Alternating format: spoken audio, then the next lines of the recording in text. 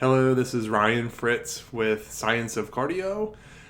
Today we're talking about thinking different and training different with resistance training.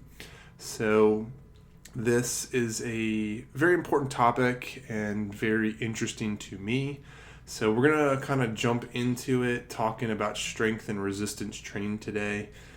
Most people have a kind of idea of what strength training is or is supposed to be, and I'll just kind of go through some of the benefits or the pros of traditional strength training. So when you think of traditional strength training, you think of weights, you think of dumbbells, barbells, maybe a cable, lat pull down, or a bench press, or a barbell back squat. So those are kind of some traditional strength training modalities. So weights are great. There's tons of scientific research and studies that support and kind of back resistance training. So obviously the biggest thing or benefit is that it builds muscle tissue. We look better, we feel better, we get strength in our muscles. We can move, better range of motions. It helps with blood and pulmonary flow. Typically, we have better balance. It can or has influencing with lowering our resting heart rate. Usually, we sweat when we're strength training. Sweating is a good detoxifier. Strength training or doing kind of big muscle groups influences hormones. We also have some cellular things. Cholesterol gets influenced by resistance training. Usually when you're tired from strength training, you sleep better. We also can do things easier. We can open a door at the restaurant. We can get off of the toilet. We can pick up things, grandkids, or put our suitcases up in the top rack of the plane. And then we also get benefits from like bone density. We strengthen our ligaments and tendons and muscles kind of as a result of strength training. So those are all awesome pros or good things about strength training. Some other kind of side of the coin is the cons of strength training. This is where I focus a lot of my time. I have a lot of bodybuilder friends, and I've had past experience with professional athletes that, strength train a lot. I would say anywhere between 6 and 10 sessions a week. And when they get into their 50s, they have a lot of arthritis and they're broken down. So that is kind of my focus in my path with Science of Cardio, is more of this sustainable kind of exercise with strength and conditioning. So let's get into kind of the cons of resistance training. So typically you will notice or you will see overuse injuries, tendinitis, bursitis. People always are wearing elbow sleeves or knee guards or some kind of a thing around a joint when they're overdoing strength training. So there's a lot of risk and injury associated with resistance training. The intensity is pretty demanding on your joints, so ligaments and tendons. It is or can be high stress on your body, a lot of inflammation and a lot of kind of recovery to fix that. But we also know that it has a lot of good benefits to it. So you'll see a lot of, strength training people have joint pain, aches, problems. There is a lot of repetitions that you put on a joint or a lot of articulations, so a lot of movements at the joint.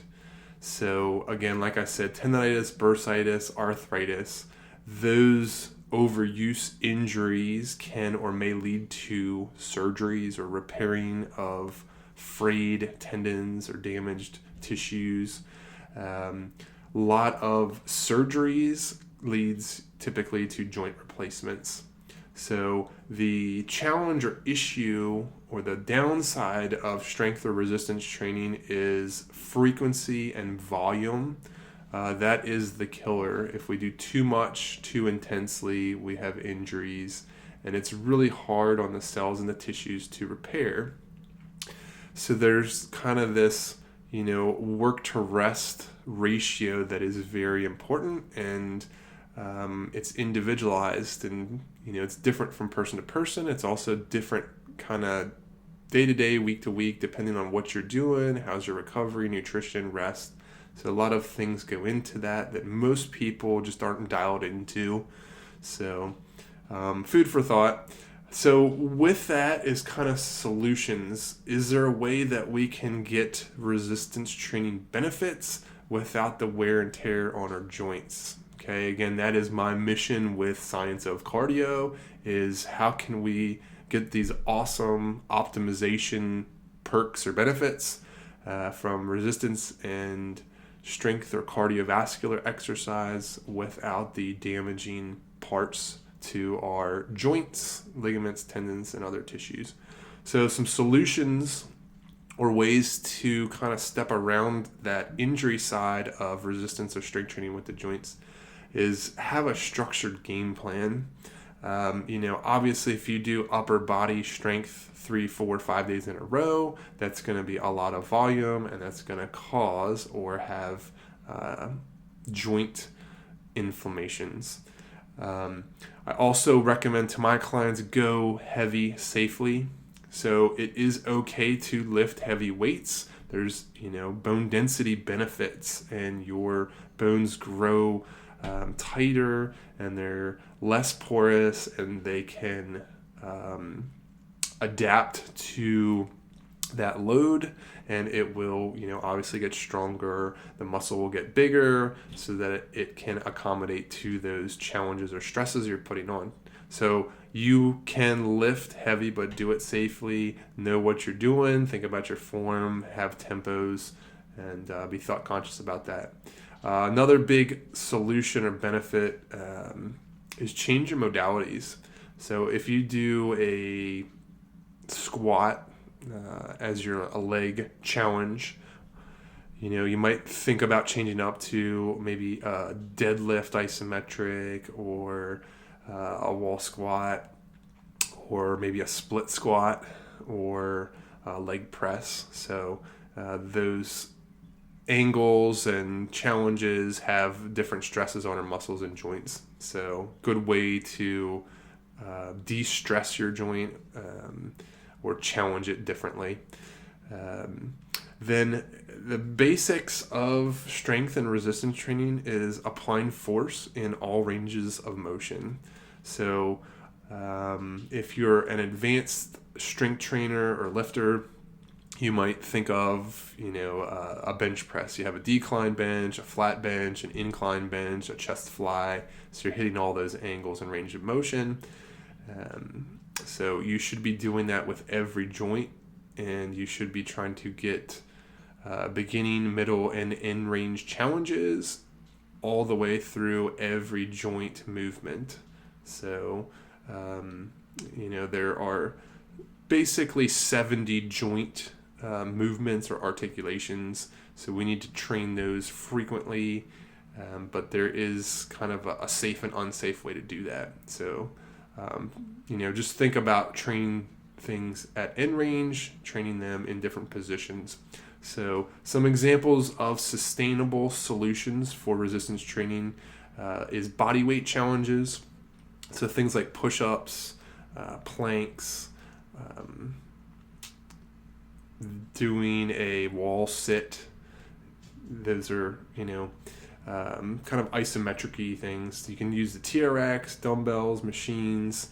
I use a machine called an Isophit to do isometrics with. It's basically a barrier that you push into, doesn't move. Barbells, Pilates, swimming. There are lots of ways to create force into a direction. So strength training, resistance training, no matter what the modality is, you are basically applying force in a direction. So applying force in a direction can be any way that you like. I can take a 100-year-old person in a wheelchair and have them push into their chair with their arm or their leg. They can, hold a can of soup. They can take a dumbbell and hold in the air. You can basically squat down and hold a squat position. Anything that is challenging, hard effort that creates a nervous system and a muscular stimulus or challenge is considered resistance training. So those are food for thoughts. You don't have to be in the gym to do strength training. You can go onto the playground and pull yourself up into a tree, hold yourself, and you're challenging your muscles and nervous systems. The recommendations for this resistance training is think sustainable. What do 90, 100-year-old people do? They walk. Walking is a resistance thing. You're applying force to propel your body. They can do isometrics, or pushing into something that doesn't move.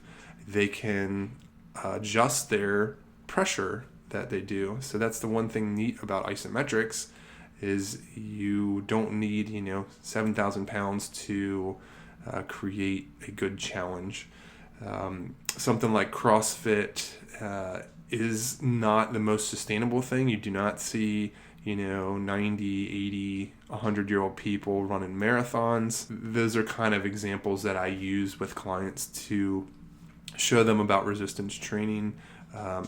Pilates, Tai Chi, yoga, those are all forms of resistance training. Again, the basic scientific principle is applying force in a direction. Muscle maintenance or doing things like corrective exercises for your joints.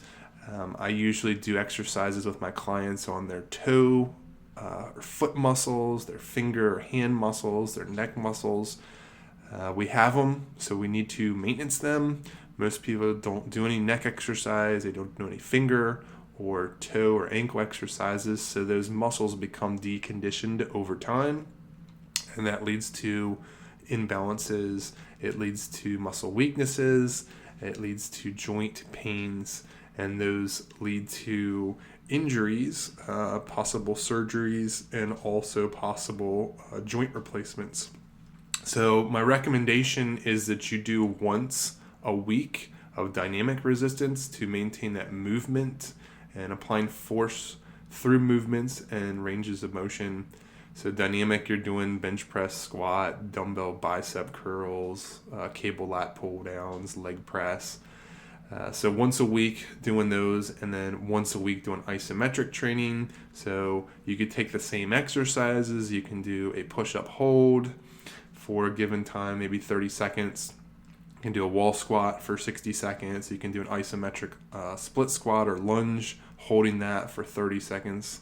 That's a huge challenge. Also, you aren't putting the reps on your joints. So isometrics, you basically get into the movement, you hold. There's a lot more time under tension. So if you hold, let's say, a split squat for 30 seconds, your muscle and nerves are engaged for the entire 30 seconds. With the dynamic exercise, you may push or do a bench press where your muscles engage for half a second, pushing up, and then you kind of turn that down a little bit to go down or lower the bar, then you push max effort going back up. So there's usually 3 times the muscle and nerve stimulus on a isometric challenge than there is a dynamic challenge. So that's good food for thought. But again, we still need to move and challenge or push ourselves through applying forces through movement, and we also need to be considerate of how many repetitions or joint stresses we're putting on. So I want to thank you for joining and listening to this podcast. Hopefully there was some good information and it gets you thinking differently about strength or resistance training. Our next podcast, we're going to go into the keys of fasting. So I'm going to talk about, tips and caveats that people have with intermittent fasting. So there's some challenges and some things that I've found and learned from doing fasting that make it, harder. So I want to teach and help people out with optimizing their intermittent fasting to get the best results. So have a great one.